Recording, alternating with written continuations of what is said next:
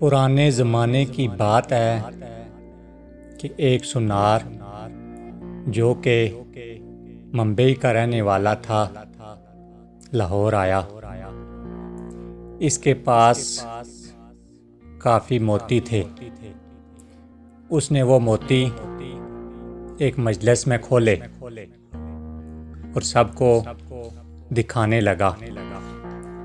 اس نے ایک موتی جیب میں سے نکالا اور لوگوں کو دکھاتے ہوئے بولا کہ یہ موتی شب افروز ہے، یعنی رات کو چمکتا ہے۔ جب اس نے سامان سمیٹا اور اٹھ کر جانے لگا تو ایک چور جو اسی مجلس میں بیٹھا تھا پوچھنے لگا، جناب کہاں کے ارادے ہیں؟ اس نے جواب دیا، ممبئی جا رہا ہوں۔ چور نے کہا، اتفاق دیکھیں، میرا بھی وہیں کا پروگرام ہے، چلیں مل کے چلتے ہیں۔ یہ سنار بھی سمجھ گیا کہ یہ میرا ہمسفر نہیں ہے، بلکہ اس موتی کے پیچھے ہے۔ لیکن سمجھدار تھا، کہنے لگا، آؤ چلتے ہیں۔ دونوں مل کر چل پڑے۔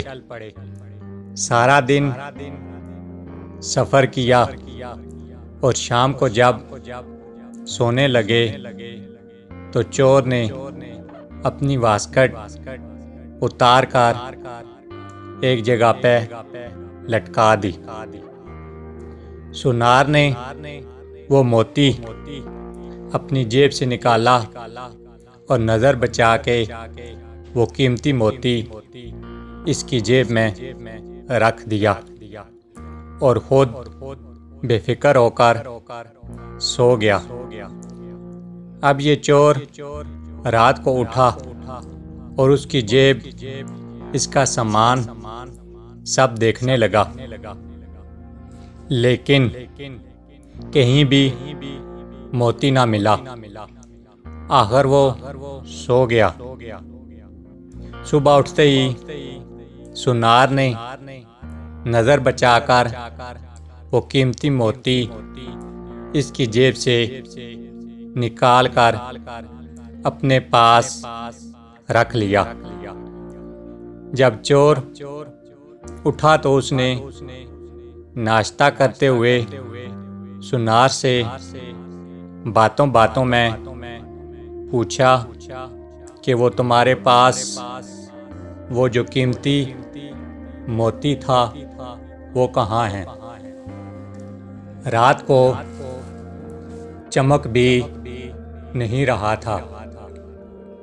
سنار نے وہ موتی جیب سے نکال کر دکھایا اور کہا کہ یہ تو میرے پاس ہے۔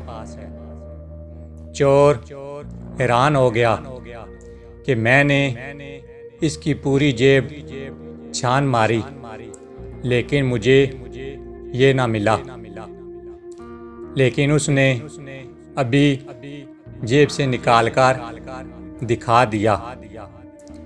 خیر، آج رات نکال لوں گا۔ سنار نے اگلی رات پھر وہی عمل کیا۔ ادھر چور بھی ساری رات ڈھونڈتا رہا لیکن کچھ نہ ملا۔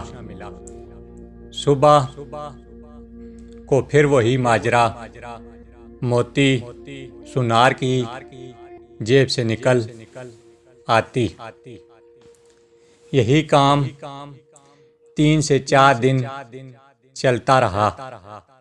آخر چور نے ایک صبح سنار سے کہا کہ میں آپ کا ہمراہی نہیں تھا، میں بس آپ کے ساتھ اس موتی کی خاطر تھا۔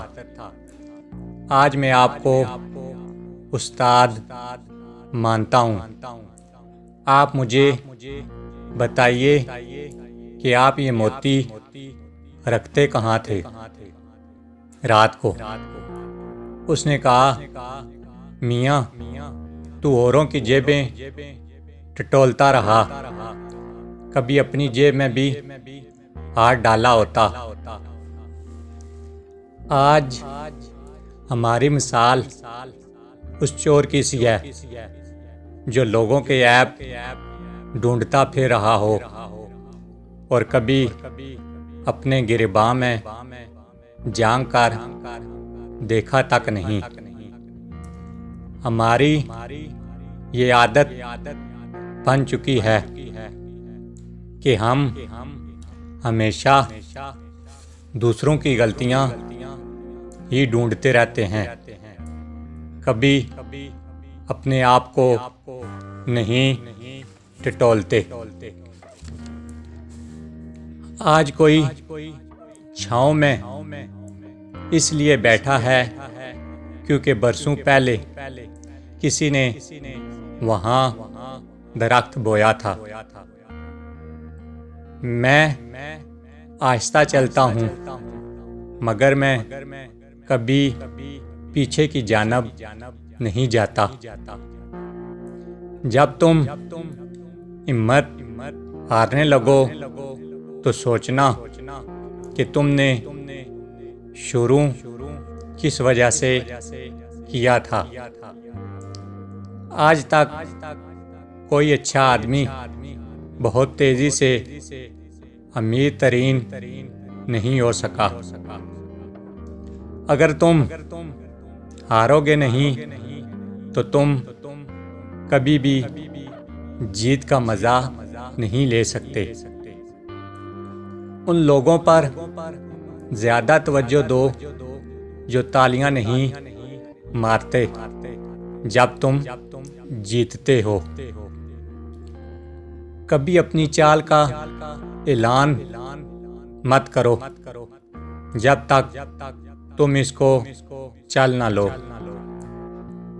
نیچے گرنا ایک حادثہ ہے، نیچے رہنا ایک مرضی ہے۔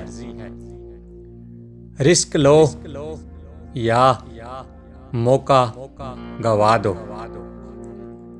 کامیابی کوئی حادثہ نہیں، کامیابی محنت، مستقل مزاجی، سیکھنے، پڑھنے، قربانی اور سب سے بڑھ کر جو کام تم کر رہے ہو اس سے پیار کرنے کا نام ہے۔ وہ کرو جو صحیح ہے، نہ کہ وہ جو آسان ہے۔